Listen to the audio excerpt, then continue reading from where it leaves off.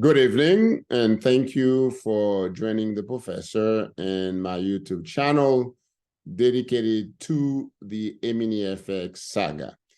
So anyway, tonight we are going to talk about a lot, okay?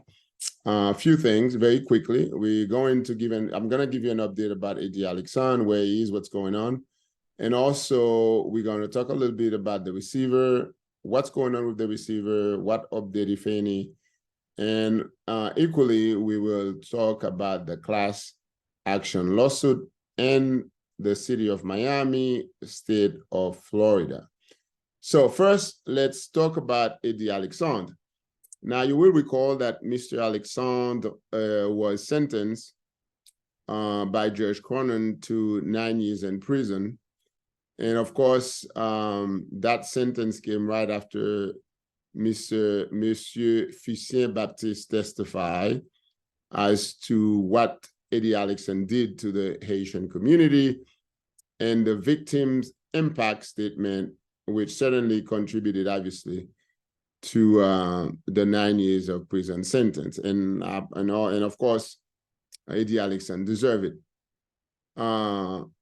First of all, Eddy Alexandre was supposed to turn himself into the Federal Bureau of Prison, BOP, on the 18th. His lawyer sent a letter to the judge saying that since BOP has not designated Mr. Alexandre, and that the judge needed to allow Mr. Alexandre until September 8th to turn himself in, or if he's designated before September 8th, whichever date is closer. But I'm glad to tell you that Mr. Alexandre is in custody of the BOP. He's at federal prison in Allenwood, Pennsylvania, called Allenwood Low. You'll see a picture on the screen here. This is where he is, and certainly you can also see his inmate number. He's at BOP. So if actually you could see this, and someone asks whether or not his information is there, but he's not. No, he is at Allenwood Low. He's in prison. They just don't put your information if you're not in the custody of the BOP. This is very serious stuff. Monsieur Alexandre is actually in prison right now. He's in Allenwood Low. So he actually deserves it. Now, I want to talk a little bit about people who, for whatever reason, continue to support what Alexandre did. And a lot of people, some people ask the questions, why this case is so important to me?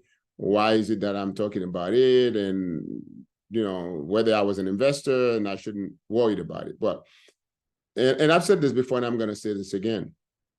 The Haitian community worked really hard. You know, a lot of people came here with almost nothing. They work hard, they went to school, they make something of themselves. Some of us didn't have the opportunity to go to school and receive higher education, but nevertheless, they work very hard. For someone inside the community to take advantage of the very community that they are part of, to me, is absolutely disgusting. And I'm not saying that people don't make mistakes. People make mistakes all the time. I have made my own mistake. And each one of you who's watching this video, I'm sure you've made mistakes. But some mistakes are more punishable than others. You don't take advantage of your own community, not at the extent that Eddy Alexandre has done this. The man has collected close to over $300 million from some 62,000 people. And there were other people who were working with him who collected cash money from people promising them to open an account at Emini FX for them. And these accounts were never opened. And that money, nobody knows where that money is. So that type of criminal behavior targeted your own community is unacceptable. And we want everybody in the Haitian community to know that if you're planning on doing something like Eddy Alexandre, know that we will come after you. The government will prosecute you, but we in the community will stand against you, because that type of behavior, okay, is absolutely unacceptable. Absolutely unacceptable in any society, much less in a society and a community where most of us came from Haiti, obviously another country. Most of us are fighting, working hard, 12 hours a day, 14, 15 hours a day, trying to save money to for us and our family, and somebody come in and make you a promise, and then all of a sudden your money is gone. And I have spoken to well over 1,000 people, and these are not people who are very rich. These are not people who have a lot of extra money. These are not people who can afford to lose any money, but yet they lost thousands and thousands of dollars. And now these people don't have a life saving. They don't know what they're going to do. So my job as a member of the community, okay, as someone who's a product of this community, as someone who grew up in Brooklyn, went to Erasmus High School, went to City University, went to law school.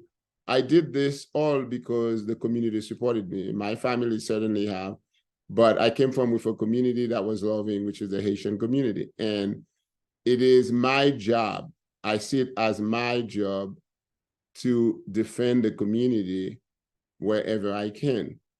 Now, I know we came from a culture that says, well, this is not your business because this isn't happening to you, it's not happening to a family member, it's not happening to a friend. But that is the wrong things. That is the wrong thing to do. It's one thing to say, if you're in a community, your job is to help the community.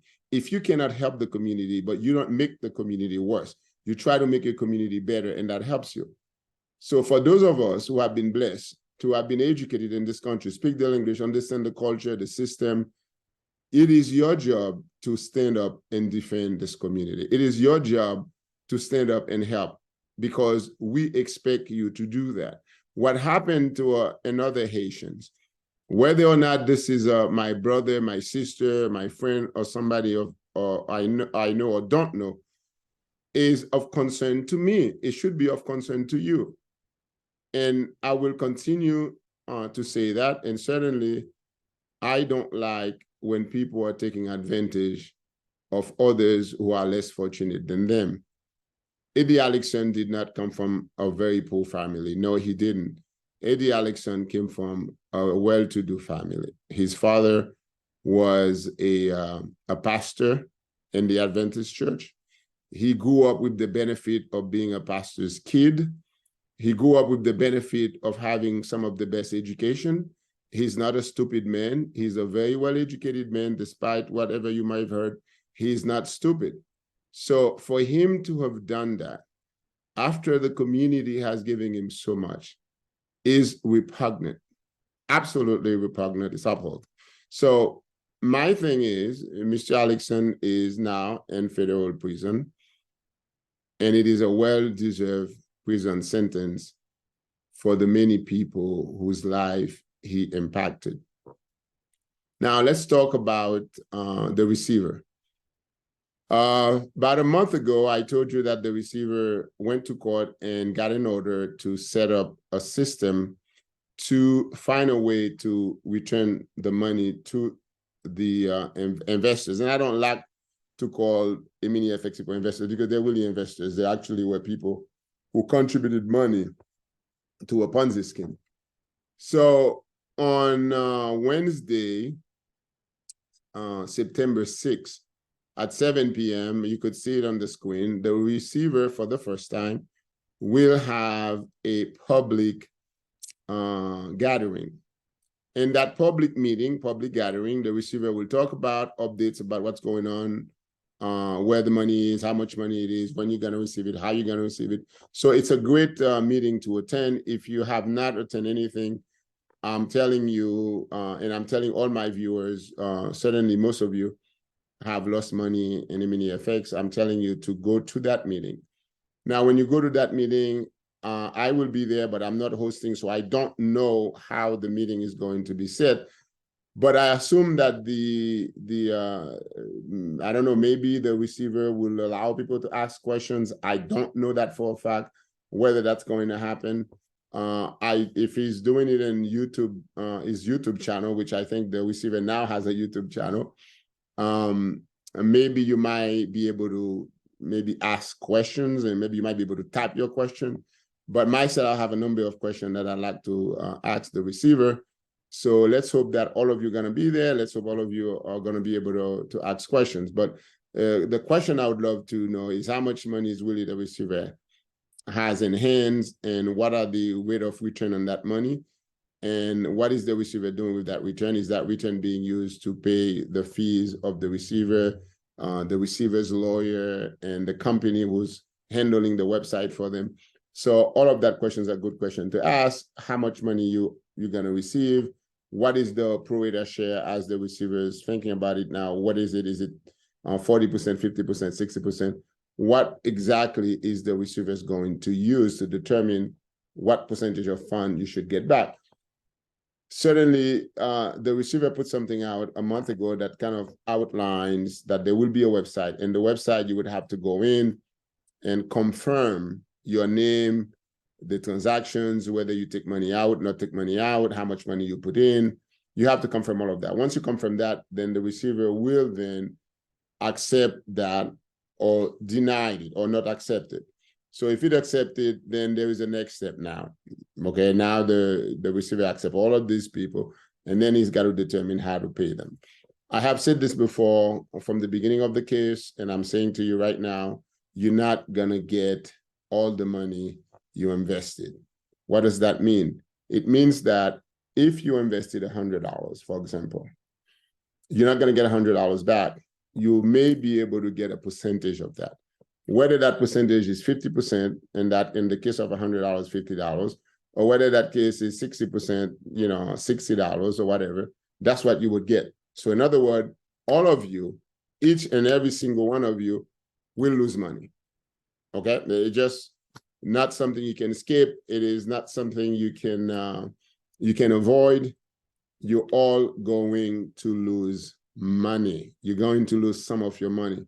Certainly, the more money you invested, the more you're going to lose. If you invested $300,000 and you only get 50% back, that's 150. So you're losing another 150, which is a lot of money. Now, having said that and explained to you that the receiver is going to have a public meeting, you should participate in how this whole thing is going to work out. And now let's talk about the class action lawsuit. There is a group of plaintiffs who got together some months ago and filed a class action lawsuit against Eddy Alexandre, against the people who were with Eddy Alexandre, working with Eddy Alexandre, as well as the Adventist Church, which is, I've always said before, that I thought the Adventist Church was guilty because the church knew of the Ponzi scheme. The pastors were involved. The pastors were involved in the Ponzi scheme were leaders inside the church. They weren't just happened to be a no-name pastor nobody knew. You've got people like Montpremier, you've got people like Maisonneuve, you got people like William Jean-Charles. These people were leaders inside the church. They, the one who supported, promoted, push, coerce people to invest in MNEFX. Now, certainly, they knew this was a Ponzi scheme because while they were taking the money, they were telling people not to take their money out. So they knew it was a Ponzi, and the church is liable for that. So that class action lawsuit is actually to hold the church liable for the losses you are going to suffer as a result of not getting all your money from the receiver. Now, remember that, and I'm telling everyone this, there may be names of people who have given money to a third party that the receiver don't have, because the receiver is not just going to open the floodgate and allow people to come in and say, oh yeah, I'm here, I invested money. No, the receiver is going by the list that he got from the MNEFX data collection, and he's using that list and asking people whose name is on that list to come to the website and confirm that this is my name, this is what I've invested, this is how much I invested, this is how much I take out. So basically, he's asking people to confirm the transaction. So if your name is not on the list and you invested money, guess what? You are out of luck. You're not getting any money from that receiver because he doesn't have your name in there. Now, there may be a way for you to add transaction. Now, remember what I said. If you had more than one account, or there was some transaction that's missing, you can add transaction. But I'm not sure whether you can actually just go in as a person and say, oh, yeah, I'm here, is my name, I did give money, And I hope that you could do that. And if you could do that, of course, you would have to have your evidence that you did that. Now, with the class action lawsuit, from what I understand from the lawyers, is that there will be a website very soon that all of you who have invested money can register, sign a retainer, do all the good things, provide information, so you could be on the list of people who will receive money when that case settles, or when that case go to trial and you win. So certainly I would encourage everyone, when that comes to pass, for you to register on that website whenever the attorneys decide to put up that website. Now, keep in mind that the class action lawsuit in Florida has absolutely nothing to do with the receiver, okay? The receiver was appointed by the government to seize the assets of MNEFX, to collect whatever money that are out there that belongs to the people who contributed to MNEFX, to have that money in one place and use it to distribute it to all the people who have contributed. So that's the role of the receiver. The receiver really is not involved in the class action lawsuit, nor do we want the receiver to be involved in the class action lawsuit for many reasons. So don't confuse the two, okay? One is the receiver, which has nothing to do with the lawsuit. The other is a separate action just by a group of investors who hired lawyers to file a lawsuit against Eddy Alexandre and his co-conspirators, including the church and the pastors and the GCC, which is the General Conference Corporation of the Seventh-day Adventist Church. Those people are being sued for various reasons, for myriads of reasons, for breaking the law. So that has nothing to do with the receiver. So don't confuse the two. And I think the receiver obviously mentioned that in their website, that they have nothing to do with the lawsuit. But you have something to do with it, and this is how you're going to get whatever money you didn't get from the receiver, which you will lose money. You then can go after can participate in the lawsuit in order to make yourself whole. So I thank you so much for watching The Professor. I will continue to bring updates to you about this MNEFX, and I have promised you from the beginning that I will not stop until each and every one of you get your money back. It's a promise that I've made to you, and I will continue to update you. I'll continue to make sure that you have the information. And over here is always good information, is always information on point. I did the research, I find out what's going on before I bring you the information. So if you hear it from me, you know what you're hearing is the truth and nothing but the truth. So help me God. So thank you so much for watching, and let's hope that the receiver give you your money very soon, and let's hope that the lawyers get their website up and running so that you can register to be part of the lawsuit. And of course, if you have friends and family members, people that you know who have invested in the MNEFX, please don't be shy. Share this video with them, call them, talk to them, help them help themselves. So information is key, information is power. The more information you have, the better you will do. So share the information, don't keep it for yourself, share it with people, let them know what's going on. And if you have issues, something you don't understand, you need, like I said, I'm the professor. I'm always there to help. People call me all the time out of the blue and ask questions. That's what I do on behalf of the community. I have no problem talking to anyone, or if you send me an email, I will send you a response. So again, thank you for watching. God bless, stay safe, and hopefully you'll get all your money back. And of course, do not ever, ever invest in a Ponzi scheme. And before I close, let me say this, something that I actually saw from Mark Cuban. Mark Cuban is a billionaire guy. I think he lives in Texas. And this is what he said, and I always believe that. But I'm glad that a billionaire said. Mark Cuban said, when somebody comes to you and say to you that he's going to make you a millionaire, the first thing you have to ask yourself is that person a millionaire himself? Question number one. Question number two, how many of his family members, his friends, his colleagues, the people that are close to him have become millionaires by virtue of what he's trying to sell you? If that person cannot show you all of this, stay the hell away from this person. Because I'll tell you something. If I knew something that I can do that would make me a millionaire tomorrow, what do you think I would do with it? Would I just be in a video and tell everybody about it so everybody can go do it? Hell no. I would not do that. I would do it for myself. I would do it for my kids. I would do it for my mom, for my sisters, for my family first. And then maybe if I'm your friend, maybe I may tell you about it. So when people come to you and they're trying to tell you how they're going to make you money, how they're going to help you, and how somehow you're not going to have to work 2 jobs or work 18 hours a day, they're going to make you rich. Stay away from it. It's all nonsense. Absolutely do. Don't do it. Don't put your money in it. Do not do it. It's, in fact, what they're doing is actually taking your money, making you poorer, as opposed to making you richer. Well, I hope you listen to the professor, because the professor knows a little, a little things or two. Okay. Thank you.